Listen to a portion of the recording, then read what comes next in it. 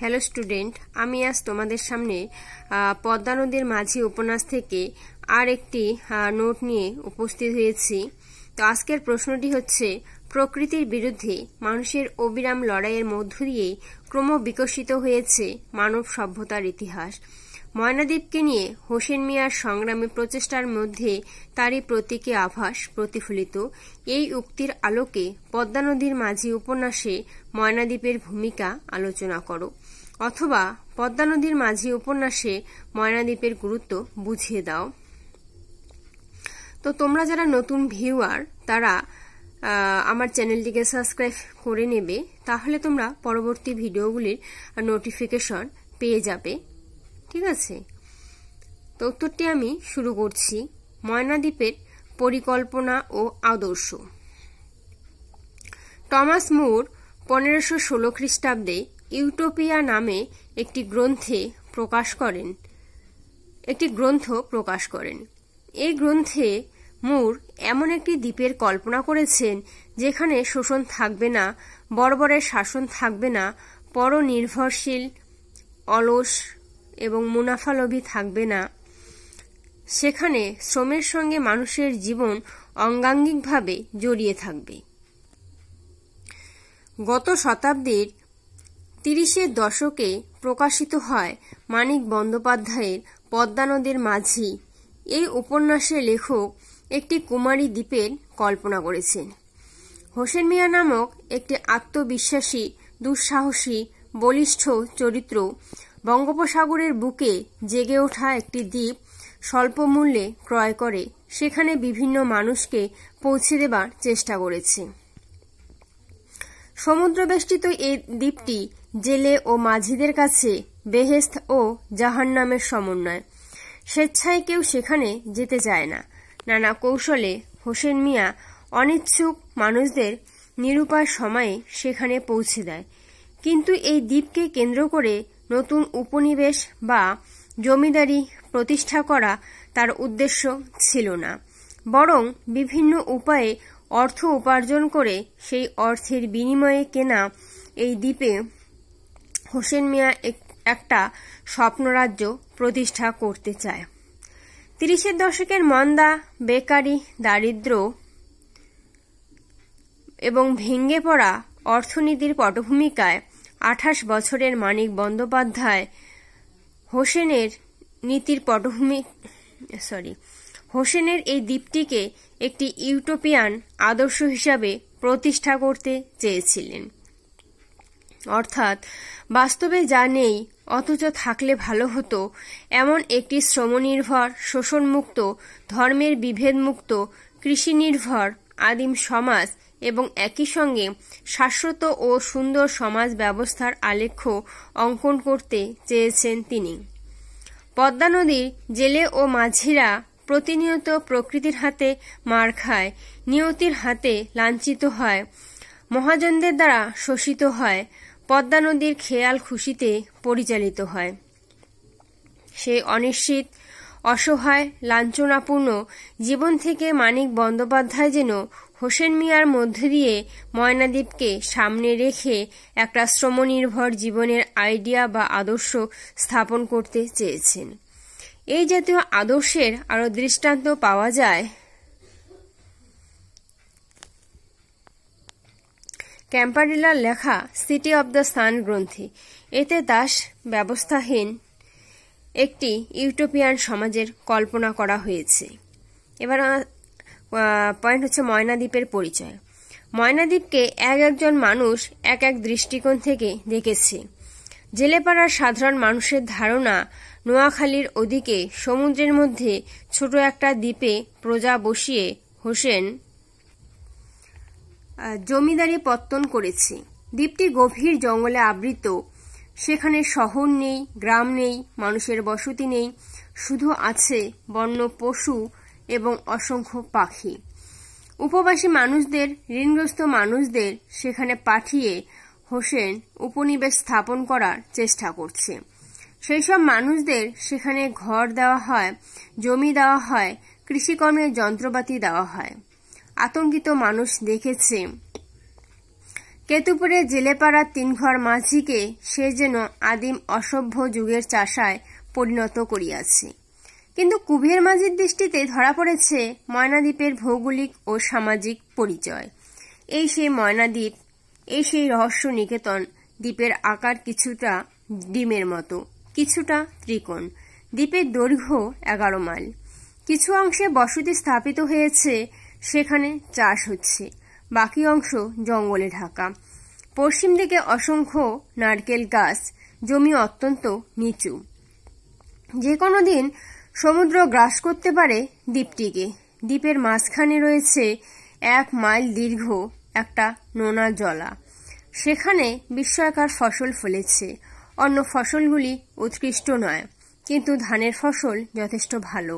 জলা এবং জঙ্গলে অসংখ্য সাপ, মশা এবং বিষাক্ত পোকামাকড় আছে, কিন্তু জন্তু জানোয়ার নেই।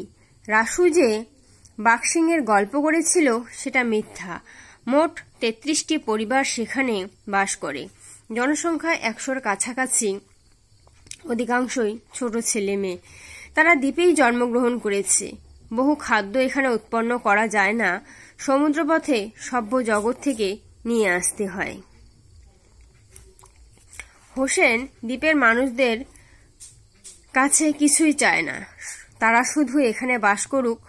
যতখানি জঙ্গল কেটে যে মানুষ চাষের উপযোগী জমি তৈরি করতে পারবে, ততখানি জমি তার। খাজনা বা ফসল কিছু হোসেন দাবি করবে না। তাদের উদ্দেশ্যে মনে মনে সে বলে, গৃহ ও নারী, অন্ন ও বস্ত্র, ভূমি ও সত্ত্ব সবই তো পাইলে তুমি। এবার শুধু খাটিবে ও জন্ম দিবে সন্তানের, এটুকু পারিবে না? হোসেনের উৎসাহে দ্বীপের মানুষেরা ধানের পরে রবি শস্যের চাষ আরম্ভ করেছে। প্রতিদিন দা, কুড়াল, শাবল নিয়ে তারা জঙ্গল সাফ করে। লেখক জানিয়েছেন, সারাদিন মশা ও পোকার কামড়ে শরীর ফুলাইয়া সন্ধ্যার সময় ফিরিয়া আসে। যে দম্পতি এই দ্বীপে সন্তান সৃষ্টি করতে সক্ষম হয় না, তাকে হোসেন দ্বীপ থেকে বহিষ্কার করে দেয়। এই অক্ষমতার কারণে বস্তিরকে ময়নাদ্বীপ থেকে ফেরত পাঠানো হয়েছে। কুবেরের মতো বলিষ্ঠ, সংগ্রামী, সাহসী, কর্মঠ মানুষ এবং কপিলার মতো প্রাণচঞ্চল যুবতী ময়নাদ্বীপের পক্ষে অত্যন্ত প্রয়োজন। তাই উপন্যাসের সমাপ্তিতে এক নাটকীয় পরিস্থিতিতে কুবের এবং কপিলার ময়নাদ্বীপের উদ্দেশ্যে যাত্রাকে হোসেন পরম পরিতৃপ্তির সঙ্গে সম্মতি দিয়েছে। এবার পয়েন্ট হচ্ছে বিভিন্ন দৃষ্টিতে ময়নাদ্বীপ। প্রখ্যাত সমালোচক গোপীকানাথ রায়চৌধুরী ময়নাদ্বীপ সম্পর্কে লিখেছেন, প্রকৃতির বিরুদ্ধে মানুষের অবিরাম লড়াইয়ের মধ্য দিয়েই ক্রমবিকশিত হয়েছে মানব সভ্যতার ইতিহাস। ময়নাদ্বীপকে নিয়ে হোসেন মিয়ার সংগ্রামী প্রচেষ্টার মধ্যে তারই প্রতীকী আভাস প্রতিফলিত। ডক্টর শ্রীকুমার বন্দ্যোপাধ্যায় মানিক বন্দ্যোপাধ্যায়ের আলোচ্য উপন্যাসের ময়নাদ্বীপ সম্পর্কে লিখেছেন, ইহা যেন একাধারে মিলিত স্বর্গ নরকের ন্যায় গ্রামের সরল অশিক্ষিত লোকগুলিকে অনিবার্যভাবে আকর্ষণ করিয়াছে। হোসেন মিয়ার দ্বীপটি যেন গ্রামবাসীদের পক্ষে বেহেশত জাহান্নামের অদ্ভুত সংমিশ্রণ। সেইরূপ হোসেন মিয়া নিজে তাহাদের বিধাতা পুরুষ। এটি নেওয়া হয়েছে বঙ্গসাহিত্যের উপন্যাসের ধারা থেকে। এবার হচ্ছে হোসেন ও তার ময়নাদ্বীপ। হোসেন মিয়া নিজের ভাগ্য নিজে রচনা করেছে। নিতান্ত দরিদ্র অবস্থা থেকে সে নিজের চেষ্টায় ও কৌশলে সম্পদশালী হয়েছে। ঝড়ে বিধ্বস্ত মানুষের পাশে যখন ঈশ্বর এসে দাঁড়ালো না, তখন হোসেন মিয়া তাদের পাশে এসে দাঁড়ায়। সে তাদের প্রয়োজনীয় অর্থ দিয়ে সাহায্য করে। কাউকে ঋণ পরিশোধের জন্য পীড়ন করে না। অর্ধনগ্ন উপবাসী অসহায় মানুষগুলির জন্য তার অন্তরে যথেষ্ট মমতা আছে। সে চায় নিয়তি লাঞ্ছিত, মহাজনদের দ্বারা শোষিত জেলে ও মাঝিদের অনিশ্চিত জীবন থেকে একটা শ্রমনির্ভর আত্মবিশ্বাসের জগতে পৌঁছে দিতে। বিপন্ন জেলে ও মাঝিরা সেখানে আদিম যুগের মানুষের মতো নিজস্ব শ্রমের বিনিময়ে মানুষের অধিকার নিয়ে বেঁচে থাকবে। কুবেরের ভাষায়, কি প্রতিভা লোকটার, কি মনের জোর! যেখানে যত ভাঙ্গাচোরা মানুষ পায় কুড়াইয়া নিয়া জোড়াতালি দিয়া নিজের দ্বীপে রাজ্য স্থাপন করিতেছে। প্রজাবৃদ্ধির ব্যবস্থার দিকে তাহার সহজ দৃষ্টি। এই হোসেন মিয়া ময়নাদ্বীপকে একটি স্বতন্ত্র জগৎ হিসাবে গড়ে তুলতে চায়। সেখানে আইন আদালত থাকবে না, মন্দির মসজিদ থাকবে না, মানুষ শুধু মানুষের পরিচয় নিয়ে বেঁচে থাকবে। তার গানের মধ্যে রয়েছে যুগ যুগ ধরে ভাগ্যের হাতে মার খাওয়া জেলে ও মাঝিদের ঘুম ভাঙানোর ইঙ্গিত। আধা রাইতে আসমান জমিন ফারাক কইরা থৌ বন্ধু কত ঘুমাইবা, বায়ে বিবি ডাইনে পোলা আকাল ফসলরও মিয়া কত ঘুমাইবা। পাড়ি দিবার সময় গেল মাঝি তবু থির, মাঝি কত ঘুমাইবা। এই সঙ্গীতের মধ্যে যে জাগরণের ইঙ্গিত রয়েছে, সেই জাগরণের চরম পরিণতি হল ময়নাদ্বীপের ভবিষ্যৎ দিনগুলি। কুবের প্রত্যাশা করে ময়নাদ্বীপ বেপিয়া একদিন মানুষের জীবনের প্রবাহ বহিবে বলিয়া যে কাজে হোসেন হাত দেয়, সেই কাজ খোদা ভালো সফল করিয়া দেন। লাস্ট প্যারা। সুপ্রাচীন কাল থেকে মানুষ প্রকৃতির বিরুদ্ধে অবিরাম সংগ্রাম করে বেঁচে থাকার চেষ্টা করেছে, কিন্তু সভ্যতার ক্রমপরিণতিতে দেখা গেল পৃথিবীতে সৃষ্টি হয়েছে দুটি স্বতন্ত্র সম্প্রদায়, একদল শোষক, পরিশ্রম নির্ভর, অলস, চতুর, বুদ্ধিজীবী এবং বুর্জোয়া, অন্য দল শোষিত, লাঞ্ছিত, কৃতদাস অথবা শ্রমিক। মানিক বন্দ্যোপাধ্যায় তখনও মার্ক্সবাদে দীক্ষিত হননি, কিন্তু তিনি অনুভব করেছিলেন এই সামাজিক বৈষম্য, এই অমানবিক দুঃসময়কে। ফলে হোসেন মিয়ার মতো একটি মানুষ এবং ময়নাদ্বীপের মতো একটি ইউটোপিয়া সৃষ্টি করে একদিকে তিনি প্রকৃতির সঙ্গে সংগ্রামে মানুষের অন্তরের বলিষ্ঠতাকে উৎসাহিত করতে চেয়েছেন, জীবনের স্বাভাবিক স্বচ্ছন্দ প্রবহমানতাকে অটুট রাখতে চেয়েছেন। অন্যদিকে ফোরে, দালাল, মহাজন, আড়তদার প্রভৃতি শোষকদের হাত থেকে কেতুপুর ও পার্শ্ববর্তী অঞ্চলের মানুষদের রক্ষা করে তাদের ময়নাদ্বীপে পৌঁছে দিয়ে আত্মনির্ভর হতে উৎসাহিত করেছেন। পৃথিবীতে কোথাও এই দ্বীপ রাষ্ট্র নেই, কিন্তু এই দ্বীপের সম্ভাবনা রয়েছে মানুষের মনের মধ্যে, আমাদের শোষণক্লিষ্ট সমাজের মধ্যেই। মানুষের যেদিন যথার্থ জাগরণ ঘটবে, সেদিন মানুষ তার পরিচিত সামাজিক পরিকাঠামোর মধ্যেই ময়নাদ্বীপের মতো একটি দ্বীপ গড়ে তুলবে। ইংরেজ কবি শেলির মতো মানিক বন্দ্যোপাধ্যায় এখানে এক রাহমুক্ত অনাবিল সমাজের স্বপ্ন দেখেছেন। ময়নাদ্বীপ সেই স্বপ্নের প্রতীক। তো নোটটি এখানেই শেষ হলো।